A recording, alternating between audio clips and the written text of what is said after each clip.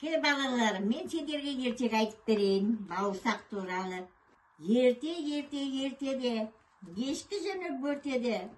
Баяғы өткен заманда бір шал мен кемпір болады. Шал бір күні кемпіріне, кемпір, бауырсақ пісіртпеш дейді. Кемпір айтады, өйде ұн азғантай ғой дейді. Қарап, қаптың туға қағып, бауырсақ пісіршеш маған дейді. Содан кемпірі қаптың түгін қағып, жаңа сандықтың түгін қырып, аз-маз ұн жинап алып, бауырсақ аштады.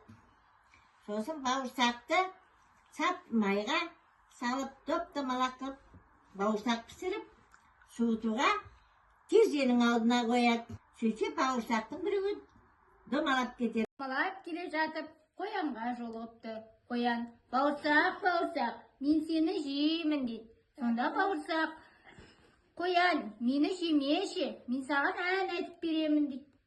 Атадан да қаштым, мен әжеден де қаштым, ал сене қоян қашып кету деп, домалап қашып кетті. Қасқыр жолығыпты, қасқыр бауырсаққа мен сені жеймін депті.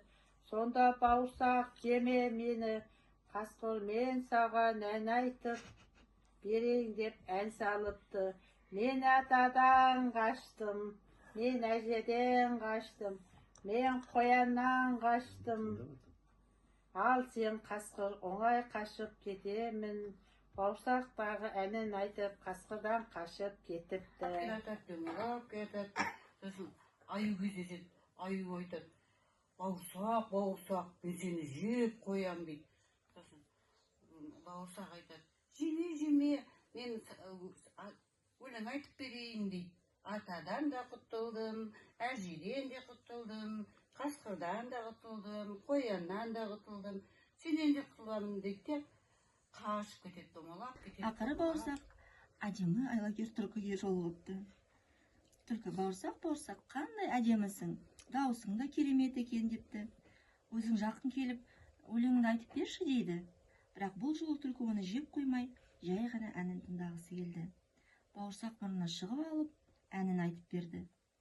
Әнін тыңдаған соң түлкі, бауырсақ, сен өте көңілді екенсің. Екеуміз бұл орманда дос болайықшы дейді.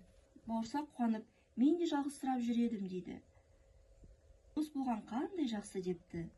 Содан бастап түлкі мен бауырсақ дос болып, ормандағы андарды шақырып, бір-біріне көмектесіп тату-тәтті өмір сүріпті. Ал ата мен әже бауырсақтың аман есен, бақытты өмір сүріп жатқанын біліп, қуаныпты.